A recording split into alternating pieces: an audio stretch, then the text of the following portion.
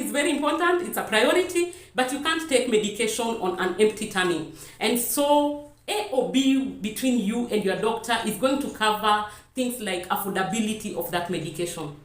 Hey guys, this is your girl Ronji. Welcome back to Ronji Health Tips. As usual, I'm excited doing this with you, and today we want to talk about 4 things we should ask when we go to see a doctor.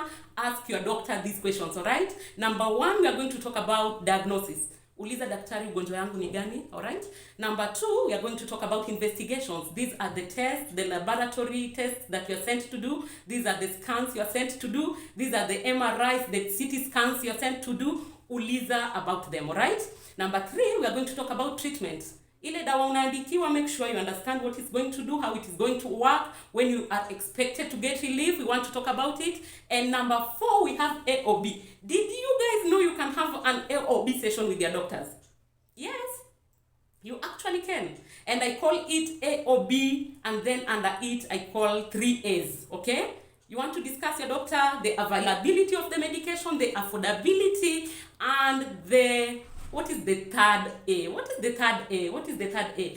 The alternative. We are going to get into it. Stick around until the end of the video. But first things first, if you've been having trouble sleeping like I've been having trouble sleeping, I don't know what's going on in my life, maybe it's old age, you might want to try this packet of chamomile tea. I just came to realize of it recently, and so I'll be sipping it as we talk about, the things you should ask your doctor. Okay, number 1 thing you should ask when you go to see a doctor.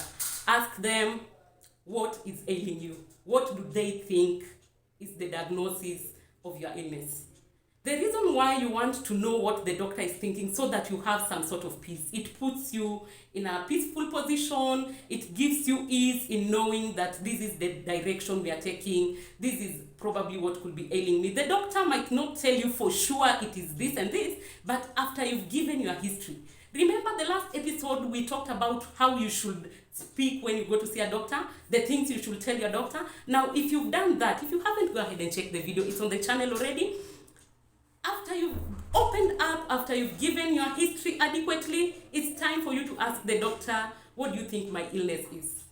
And I've worked with a good doctor to know that 90% of the diagnosis is made just by listening to the history of the patient. And so if you gave your history very correctly, by the end of that discussion, even before they send you for investigations, they already have an idea of what is ailing you. And so if you ask, you'll get an answer, right? Uliza daktari, so what do you think is my problem? What do you think could be my problem?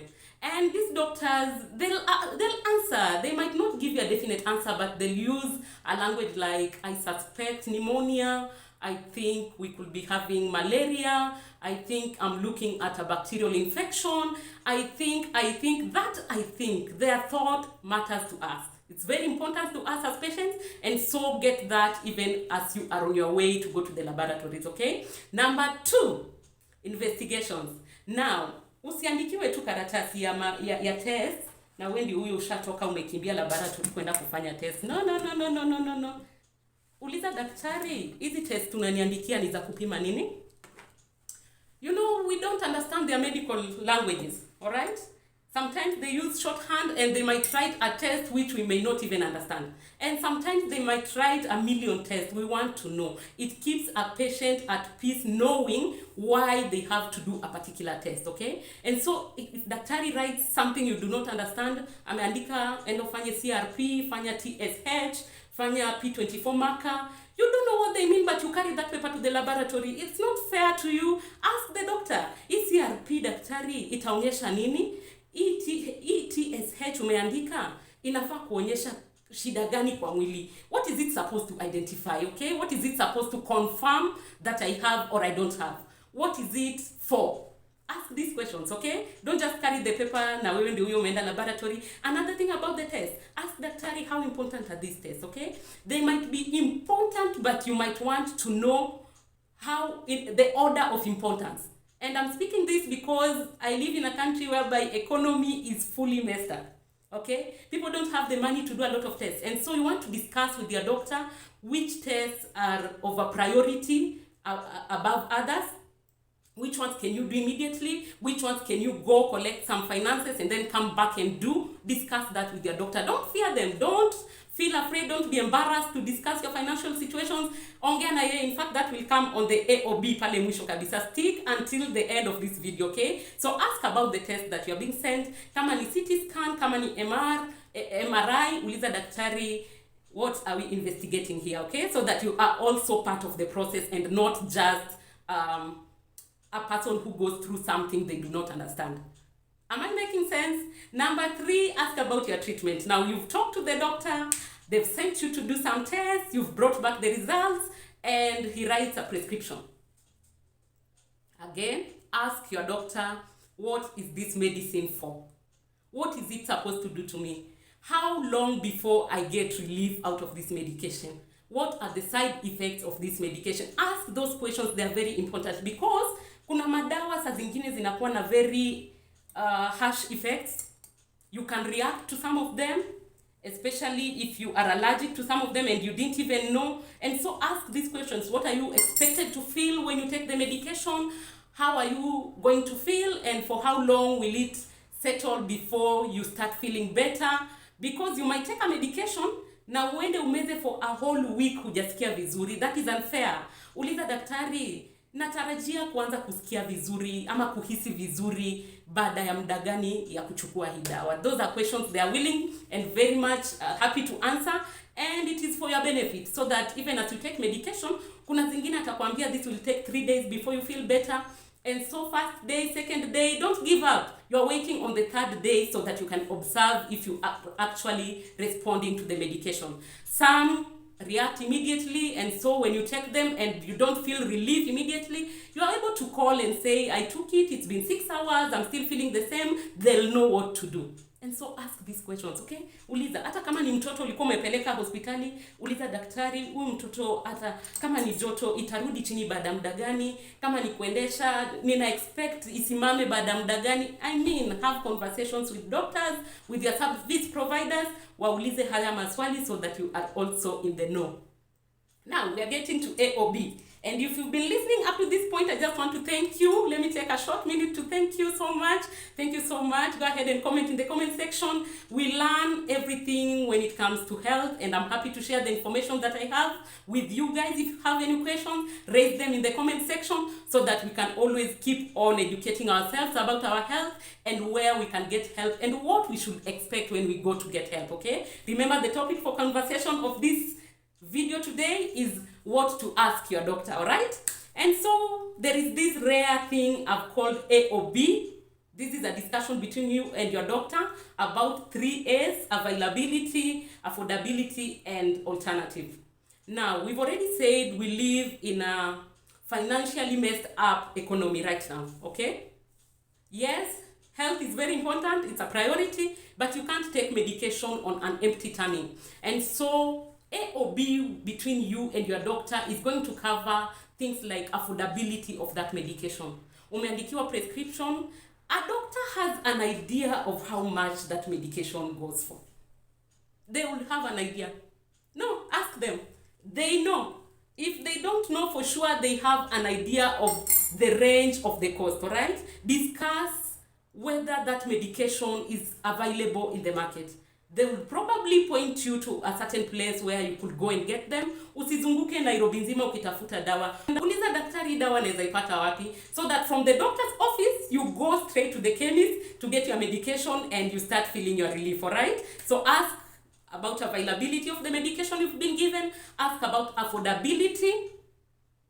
And when it comes to affordability, open up. Tell the doctor, I don't have that kind of money right now. Do we have alternative? All right? They are there for your sake, and you don't need to strain when it comes to health matters.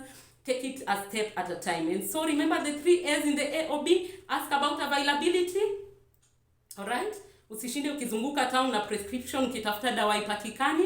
Ask about affordability. Open up.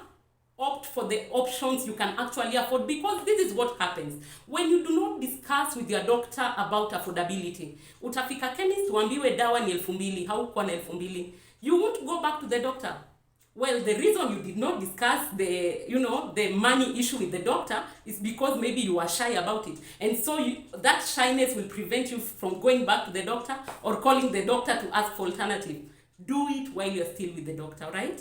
because once you get that you cannot afford it, a lot of people do this. They go home, wanaenda nyumbani bila dawa, and they continue getting sick. Yet there could be another A, which is alternative, all right? And so ongea na daktari thoroughly, muulize maswali yote. Ukienda chemist upate hiyo dawa ni ya pesa ya juu yenye hauna, go back to the doctor, call back the doctor, okay? Mwambie daktari, hii dawa uliniandikia nimeambiwa ni 3500. Hiyo pesa sina sahi. Kuna gani nyingine naweza tumia inaweza nisaidia? They'll find you an alternative, all right? And if they insist, if they say there's no alternative, jikaze upate hiyo, then buy whatever you can afford at that money, buy the quantity of medication you can afford with what you have, and then plan on getting a full dose as you continue with medication. What did I forget, people? Other than drinking my chamomile tea, ni nini ingine nimesahau? You can sweeten it with honey, or you can take it plain. I love it plain. It tastes really nice. Oh, usiake kwa chai ya maziwa. Chamomile is meant for, just warm water. Okay? And remember, I told you it helps with sleeping. It soothes you to sleep. If you're one of those people who are not getting enough sleep, you want to try chamomile tea. What did I forget, guys? Tell me in the comment section. I really appreciate it when you take your time to comment and say how you feel about the episode, what you've learned, what you can add to the topics. I don't know everything. I would love to learn from you guys. Go ahead and interact with me in the comment section. If this was your first video watching on this channel, make it your home. We share nothing other than good health information that could be useful to you. Okay? And so now I'm going to log out and I'm going to come back again with another episode. What else would you like me to discuss in this channel? Anything that is health related, let me know in the comment section. What other topics should we cover? What should we have a discussion about? What are some of the questions you're asking yourself that could fall under this episode? What kind of experiences have you had with your doctors? Do you ask them these questions? How is their response? Are they willing to respond? Ama huwa wako na haraka ya kwenda kuona another patient? How is their response? I would love to know. Which doctor made an impact to you when you went asking all these questions, even the ones I did not mention, and they were patient enough to answer them, to, take you through the process of explaining? They're not there just to treat. They're there to treat and educate you on matters health, okay? Oh, one more thing that I wouldn't like to forget. Ask them how you can prevent your condition in future. If it is something you have to live with, ask them how you can manage it so that you don't keep on going to see them, all right? Nobody wants to see a doctor. Those are one people we want to see them as rare as possible. So ask about prevention methods. It's good. Ask about prevention methods, ask about, management of some of these conditions, and ask your doctor everything that you want to ask, okay? All right, guys, now I have to log out. I have to go, and I'll meet you again on another episode. It's been a pleasure. It's been a blessing talking to you guys about these issues. And if it's been a blessing to you as well, go ahead and make this your channel, and we'll meet again when I come back with another episode. And until then, may the good Lord Almighty bless you.